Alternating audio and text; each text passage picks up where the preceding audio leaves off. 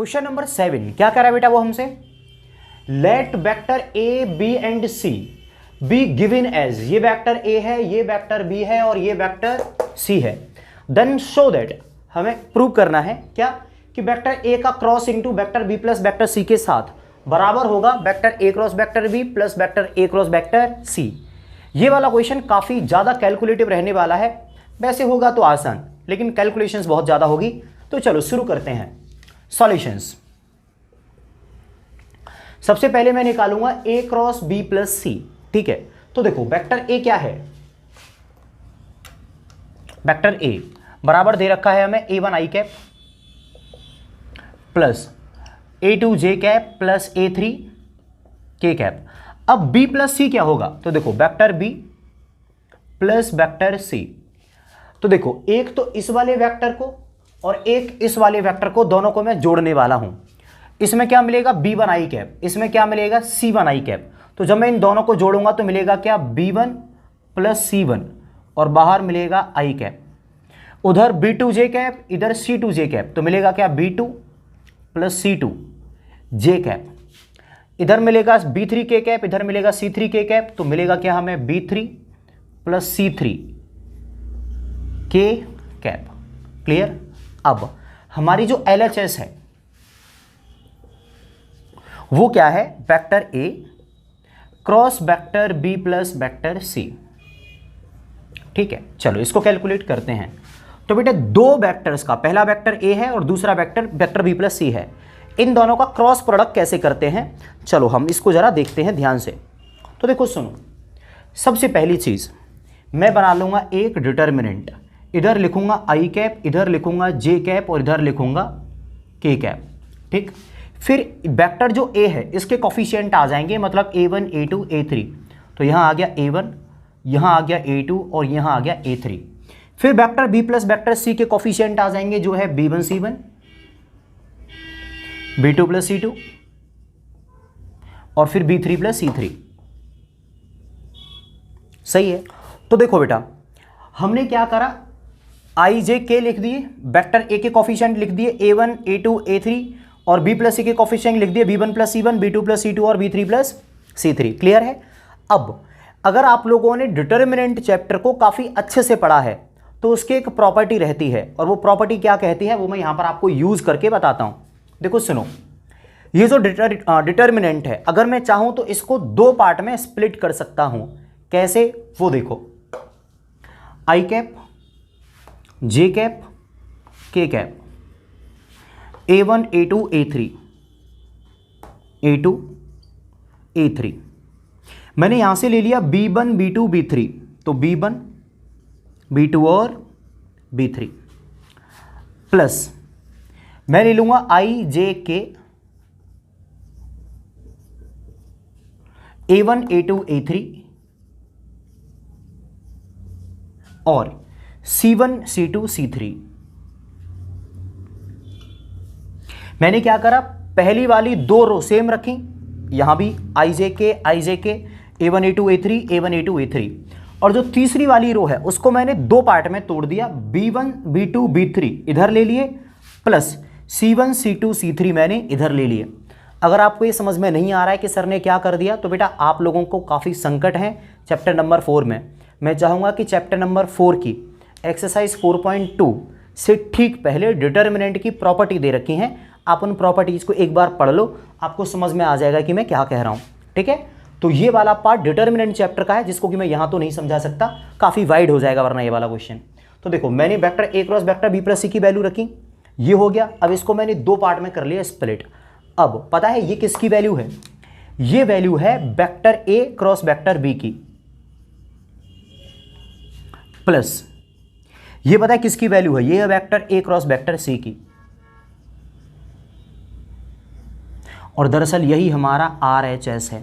अगर आप vector A cross vector B करेंगे तो आपको यही मिलेगा, अगर आप vector A cross vector C करेंगे तो आपको यही मिलेगा। तो हमने क्या प्रूव कर दिया, vector A cross vector B plus C ये रहा बराबर vector A cross B plus vector A cross C, जो कि हमारा RHS था। LHS बराबर RHS हो गया, समझ में आ गया होगा बेटा। हम आगे चलते हैं। क्वेश्चन नंबर 8 में क्या करा है बेटा वो हमसे, इफ आइदर वेक्टर ए बराबर 0 और वेक्टर बी बराबर 0, देन ए क्रॉस बी बराबर 0। ठीक है, is the converse true, justify your answer with an example. वो ये कह रहा है कि अगर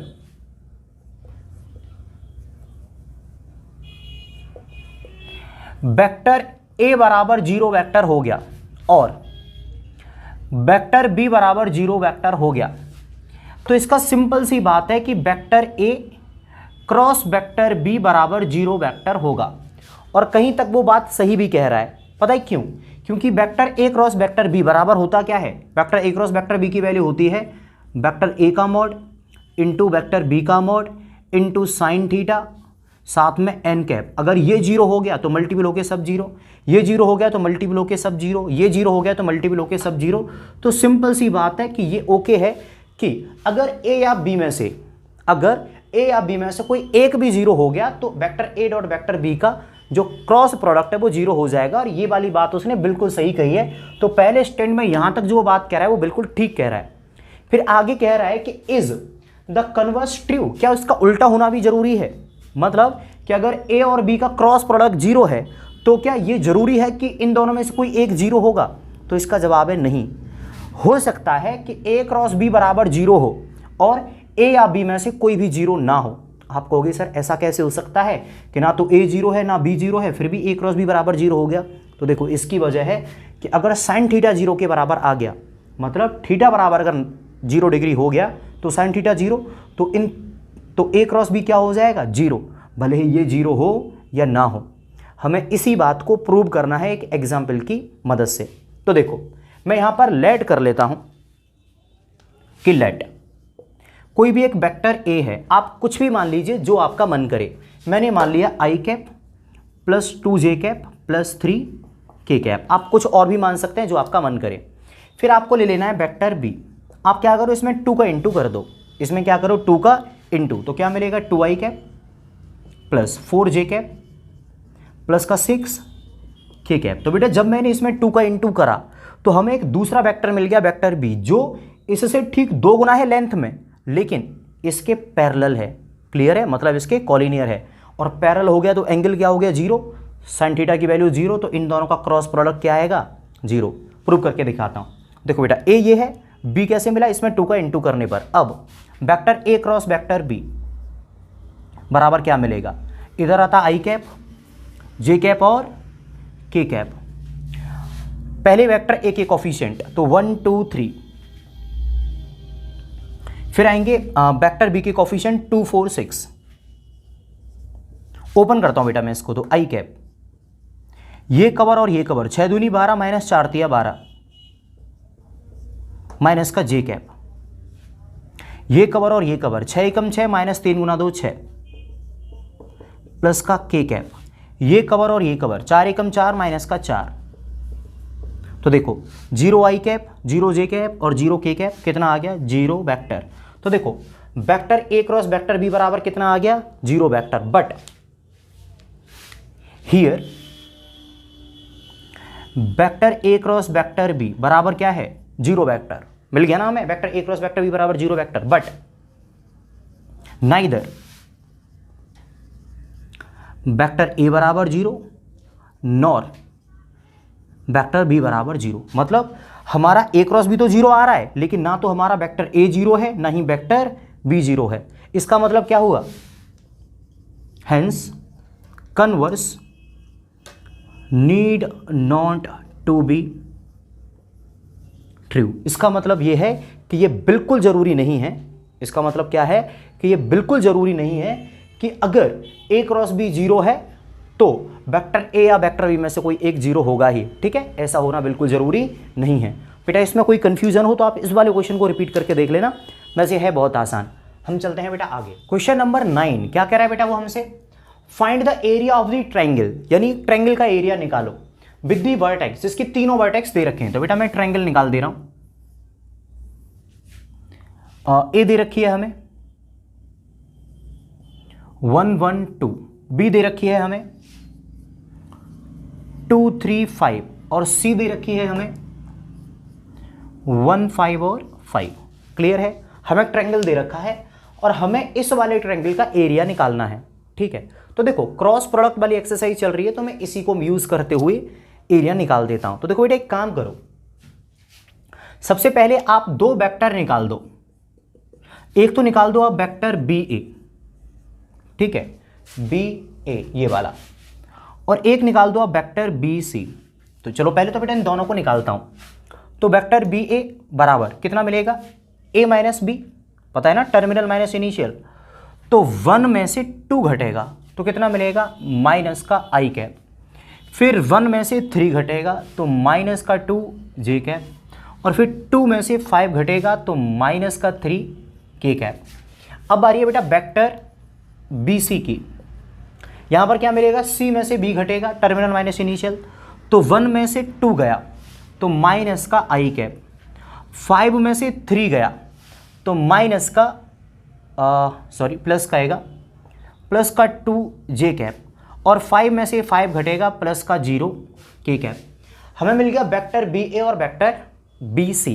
अब मैं एक काम करता हूँ बेटा, मैं आपसे कहता हूँ कि vector B A cross vector B C और निकालो, मतलब इन दोनों का क्रॉस प्रोडक्ट। तो देखो क्या मिलेगा, आई जे और के। सुनो बी ए के कॉफिशिएंट लिख दो -1 -2 -3, बी सी के कॉफिशिएंट लिख दो -1 2 और 0। अब बेटा मैं इसका क्रॉस प्रोडक्ट सॉल्व कर लेता हूं। देखो क्या मिलने वाला है, आई कैप इन दोनों का इंटू -2 इंटू 0 0 माइनस का 6, तो यहां पर मिल जाएगा प्लस का 6 माइनस का जे, ये कवर और ये कवर, तो 0 इंटू ये 0 माइनस प्लस का 3, तो दरअसल यहां पर आ जाएगा माइनस का 3 प्लस का के, ये कवर और ये कवर इन दोनों का मल्टीपल तो माइनस का 2 माइनस इन दोनों का मल्टीपल तो प्लस का 2। सॉल्व करने पर क्या मिलेगा, 6 I cap minus into minus plus 3 J cap और माइनस का 4 के कैप। क्लियर, कितना मिल गया, माइनस का 4 के कैप। अब देखो बेटा बात सुनो, अगर आपको इस वाले ट्रायंगल का एरिया निकालना है तो इसके लिए एक फॉर्मूला काम करेगा सिंपल सा, area of triangle A B C बराबर 1/2 B A cross B C, मतलब 1/2 इंटू वेक्टर बी ए और वेक्टर बी सी का क्रॉस प्रोडक्ट, यानी इस वाली साइड का क्रॉस प्रोडक्ट इस वाली साइड वाले वेक्टर के साथ, और उसका क्या लगा देना है मॉड्यूलस के बाहर 1/2। आप चाहते तो ये वाली साइड भी ले सकते थे सी बी और सी ए, आप चाहते तो ये वाली साइड भी ले सकते थे ए बी और ए सी। क्लियर है, तो कोई भी दो साइड लेनी है आपको, उनका क्रॉस प्रोडक्ट करना है और बाहर लगा देना मॉड्यूलस के 1/2, ट्रायंगल का एरिया निकल आएगा। तो देखो बेटा बाहर कितना है हमारे पास 1/2 बी ए क्रॉस बी सी, ये रहा, इसका निकाल देता हूँ बेटा मैं मैग्नीट्यूड। तो देखो रूट के अंदर 6 का स्क्वायर 36, 3 का स्क्वायर 9, माइनस के 4 का स्क्वायर 16, तो देखो 36 और 9 और 16 इन दोनों को जोड़ेंगे तो मिलेगा 25, 25 इसमें जोड़ेंगे तो 61, तो रूट 61/2 इतना यूनिट स्क्वायर एरिया आ गया इस वाले ट्रायंगल का। बेटा कोई भी डाउट हो तो आप कमेंट करके पूछ लेना, हम चलते हैं आगे। क्वेश्चन नंबर 10 में क्या कह रहा है बेटा वो हमसे, find the area of parallelogram, यानी एक पैरेललोग्राम है, इसका हमें एरिया पता करना है, ठीक है। Whose adjacent sides are determined by, उसकी हमें एडजेसेंट साइड दे रखी है, दिखने में पैरेललोग्राम जैसा नहीं लग रहा, लेकिन मान लो यार क्या दिक्कत आ रही है, हाँ अब थोड़ा थोड़ा लग रहा है, कोई बात नहीं, ठीक है, भरोसा करो यार पैरेललोग्राम ही है। तो चलो बेटा एक कूड़े जैसा दिखने वाला एक पैरेललोग्राम है, हमें इसका एरिया पता करना है, और इसकी दो एडजेसेंट साइड दे रखी है, मतलब लगातार साइड। हमने मान ली कि ये साइड है वेक्टर ए और ये साइड है वेक्टर बी। क्लियर है, तो हमें दोनों साइड दे रखी है वेक्टर ए और वेक्टर बी, और हमें इसका एरिया निकालना है। तो देखो बेटा सबसे पहली बात, सॉल्यूशन, एरिया ऑफ पैरेललोग्राम, बेटा इसका सीधा सीधा फॉर्मूला मान लो कि जो दो एडजेसेंट साइड है ना, इनका करना है आपको क्रॉस प्रोडक्ट, और साथ में निकाल देनी है उसकी मॉड्यूलस वैल्यू। ये जो भी आंसर आएगा दरअसल यही क्या होगा, इस वाले पैरेललोग्राम का एरिया। जब इस चैप्टर की माफ़ करना, जब इस एक्सरसाइज की मैंने इंट्रोडक्शन वीडियो अपलोड करी थी, तभी मैंने आपको समझाया था कि vector A cross vector B किस चीज़ को रिप्रेजेंट कर रहा होता है, किसी पैरेललोग्राम के एरिया को, उसको अगर आप देख लोगे तो आपको समझ में आ जाएगा कि एरिया ऑफ पैरेललोग्राम बराबर क्या होता है, vector A cross vector B का मॉड्यूलस। ठीक है, जहां पर ए और बी इसकी दो एडजेसेंट साइड हैं। एडजेसेंट का मतलब जो आपस में सटी हुई हो, जैसे ये और ये। ठीक है, अब आगे बढ़ते हैं बेटा हम यहां से। हमें vector A cross vector B निकालना है पहले तो देखो vector A cross vector B बराबर I cap J cap K cap. अब वेक्टर ए के कोफिशिएंट आएंगे 1 - 1 3, फिर वेक्टर बी के कोफिशिएंट आएंगे 2 - 7 1। सॉल्व करते हैं बेटा मैं इसको, तो देखो क्या मिलेगा, बराबर आई कैप ऐसे ही रहेगा, इन दोनों का इंटू -1 माइनस इन दोनों का इंटू, तो माइनस का 21, माइनस पहले से लगा हुआ है तो प्लस का 21, बाहर आएगा जे माइनस का, ये कवर और ये कवर, 1 × 1 1 माइनस 3 × 2 6 प्लस का के कैप, ये कवर और ये कवर, माइनस का 7, इन दोनों का इंटू माइनस का 2, माइनस पहले से लगा होता है यहाँ पर तो प्लस का 2। सॉल्व करने पर क्या मिलेगा, 21 में से 1 गया तो 20 आई कैप, 1 में से 6 गया -5, माइनस का इंटू तो 5 जे कैप, साथ में 2 जोड़ा तो माइनस का 5 के कैप। ये किसकी वैल्यू है, vector A cross vector B. अब देखो एरिया बराबर क्या मिलेगा, ए क्रॉस बी का मैग्नीट्यूड, फॉर्मूला यहाँ पर पहले ही लिखा हुआ तो इसका मैं मैग्नीट्यूड निकाल रहा हूँ। तो देखो 20 का स्क्वायर 400, 5 का स्क्वायर 25, -5 का स्क्वायर 25, जोड़ोगे 25 और 25 50, 450। ठीक है, 450, इसको तुम क्या लिख सकते हो, चलो फैक्टर कर ही देता हूँ। ये होता है 450 15 × 3 × 10, तो 15 के हो गए 3 × 3 × 5। ठीक है, 10 के हो गए 2 × 5। देखते हैं बेटा क्या बाहर आता है, तो एक तो 5 बाहर आ जाएगा और एक 3 बाहर आ जाएगा, तो 15√2 इतने यूनिट स्क्वायर। क्लियर है, तो बेटा ये आ गया एरिया, बोर्ड में आ रहा है या नहीं, बिल्कुल आ रहा है। तो बेटा ये एरिया आ गया इस वाले पैरेललोग्राम का। समझ में आ गया होगा, कोई डाउट हो तो कमेंट करके बता देना। एक वेक्टर ए है और एक वेक्टर बी है, साथ में कंडीशन दे रखी है कि वेक्टर ए का मॉड है 3 और वेक्टर बी का मॉड है √2/3। ठीक है, then vector A cross vector B की वैल्यू हमें क्या दे रखी है कि ये एक यूनिट वेक्टर है। ठीक है, तो देखो सबसे पहली चीज कि जो vector A cross vector B है ये यूनिट वेक्टर है, मतलब इसका जो मॉड है वो कितना है 1। Vector A cross vector B होता क्या है, वेक्टर ए का मॉड इंटू वेक्टर बी का मॉड, साथ में साइन थीटा, साथ में N cap is equal to हमें कितना दे रखा है, इसका पूरे का मॉड हमें कितना दे दिया है उसने 1। अब देखो वेक्टर ए का मॉड पहले से ही लगा हुआ है, दोबारा क्या लगाओगे तो वेक्टर ए का मॉड हो गया। वेक्टर बी का मॉड दोबारा से क्या लगाओगे, वेक्टर बी का मॉड हो गया। साइन थीटा पॉजिटिव वैल्यू ही मिलने वाली है तो इसका मॉडल निकाल के करोगे क्या, तो साइन थीटा हो गया। एन कैप, कैप जिस पर लगाओ वो एक यूनिट वेक्टर होता है, तो एन कैप की वैल्यू हो जाएगी 1 बराबर 1। तो बेटा बाकी की वैल्यू डालते हैं। वेक्टर ए की वैल्यू कितनी है मॉड्यूलस की 3। ठीक है, हाँ बिल्कुल ये न्यूमेरिकल वैल्यू तो क्रॉस लगा सकता हूँ। वेक्टर बी की वैल्यू कितनी है मॉड की √2/3, साइन थीटा ऐसे ही रहेगा और 1 तो 1 ही रहेगा। अब देखो 3 से 3 कट गया, साइन थीटा बराबर कितना मिलेगा 1/√2, ये वाला √2 इधर पहुंच गया। थीटा की वैल्यू कितनी मिलेगी π/4 45। तो वही उसने पूछा था कि ए और बी के बीच का एंगल कितना होगा, तो वो एंगल थीटा बराबर π/4 आ गया। ऑप्शन दे रखा है बेटा बी, ऑप्शन नंबर बी क्या है π/4, वो हमारा राइट आंसर आ गया। आगे चलते हैं, ये है एक्सरसाइज 10.4 या फिर कहें चैप्टर नंबर 4 का लास्ट क्वेश्चन, ऑब्जेक्टिव क्वेश्चन है। क्या कह रहा है, area of rectangle having vertex A B C D. कोई भी एक रेक्टेंगल है, ठीक है, ए बी सी डी, इसके में 4 वर्टेक्स दे रखी हैं। ठीक है, ये रहा पॉइंट ए के पोजीशन वेक्टर, ये पॉइंट बी के पोजीशन वेक्टर, ये पॉइंट सी के पोजीशन वेक्टर और ये पॉइंट डी के पोजीशन वेक्टर। और इसका एरिया क्या है ये हमसे पूछा है। 4 ऑप्शन दे रखे हैं जो मैंने लिखे नहीं है। तो देखो सिंपल सी बात, आप लोगों को ये मैंने बताया ही है कि एरिया क्या होगा, कोई भी दो एडजेसेंट साइड ले लो, उनके वेक्टर्स का क्या करो क्रॉस प्रोडक्ट और उसका निकाल दो मॉड्यूलस। तो देखो सुनो, मैं यहां पर लिखने वाला हूं एरिया बराबर क्या रह जाएगा, mod of vector A B into vector A D. अब वेक्टर ए बी निकालो, वेक्टर ए डी निकालो। वेक्टर ए बी मतलब ये वाला वेक्टर, ठीक है, मान लेते हैं वेक्टर ए। अब वेक्टर ए डी निकालो, मान ये वाला वेक्टर, वेक्टर बी। आप इन दोनों का करो क्रॉस इंटू, ठीक है, और उससे आपका क्या निकल आएगा, तुरंत एरिया। सही है। तो चलो बेटा, सबसे पहले मैं वेक्टर ए बी और वेक्टर ए डी निकालता हूँ। तो देखो वेक्टर ए बी बराबर क्या आने वाला है, ए बी के लिए आपको बी में से ए को घटाना पड़ेगा। तो देखो बेटा, ये है ए, ये है बी, ये है सी और ये है डी। तो बेटा बी में से ए को घटा दो तभी आपका ए बी निकलेगा। तो आई कैप में से आई कैप घटेगा तो कितना मिलेगा, 2 आई कैप, क्योंकि ये माइनस का था। 1/2 जे कैप से 1/2 जे कैप घटेगा तो कितना मिलेगा, 0 जे कैप। 4 के कैप से 4 के कैप घटेगा तो कितना मिलेगा, 0 के कैप। तो वेक्टर ए बी मिल गया। अब बारी है वेक्टर ए डी की, बराबर ए डी कैसे निकलेगा, जब डी में से ए को घटाओगे।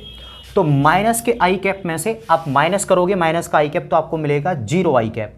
फिर 1/2 जे कैप में से आप घटाओगे 1/2 जे कैप तो क्या मिलेगा, माइनस का जे कैप। देखो वो माइनस का 1/2, ये माइनस होगा तो माइनस का 1/2, माइनस का आधा और माइनस का आधा, माइनस का 1 हो जाएगा जे कैप। 4 की कैप से 4 की कैप घटाओगे तो 0 के कैप। क्लियर। तो मुझे ये दोनों वेक्टर तो मिल गए। अब मैं इनका क्रॉस प्रोडक्ट करने वाला हूँ। तो देखो क्या मिलने वाला है, vector A B into vector A D बराबर, यहाँ पर आएगा आई, जे और के। इसके कोफिशिएंट क्या है, वेक्टर ए बी के 2 0 0 और वेक्टर ए डी के कोफिशिएंट क्या है, 0 -1 0। सही है। अब देखो बेटा क्या मिलने वाला है हमें, इधर लिख ले रहा हूँ, आ रहा है बोर्ड में। तो देखो आई कैप 0 × 0 माइनस का 0 तो 0 आई कैप, माइनस का जे, जे इधर कवर, ये कवर और ये कवर, तो ये इंटू 0 और ये इंटू 0 तो क्या मिलेगा, 0 जे कैप प्लस का के, ये कवर और ये कवर, तो 2 × माइनस का 1 और ये इंटू 0 तो दरअसल माइनस का 2 के कैप। तो हमें इस पूरे दोनों जो वेक्टर्स है इनका क्रॉस प्रोडक्ट क्या है, माइनस का 2 के कैप। अब एरिया बराबर क्या है, इसका मॉड्यूलस। तो मॉड कैसे निकालेंगे, रूट के अंदर 0 का स्क्वायर 0 प्लस 0 का स्क्वायर 0 प्लस 2 का स्क्वायर 4, तो 0 + 0 + 4, बाहर निकल के आएगा 4, 4 से रूट से बाहर आएगा 2, तो 2 यूनिट, ठीक है, स्क्वायर। तो बेटा ये आ गया हमारा आंसर क्वेश्चन नंबर 12 का। ऑप्शन बता देता हूँ मैं आपको, ऑप्शन नंबर है बेटा इसका सी। तो इसी क्वेश्चन के साथ ये था एंड हमारी आज की इस क्लास का। मिलते हैं आपसे जल्दी अगली क्लास में, तब तक के लिए सभी खुश रहिए, अपना ख्याल रखिए and at last God bless you all.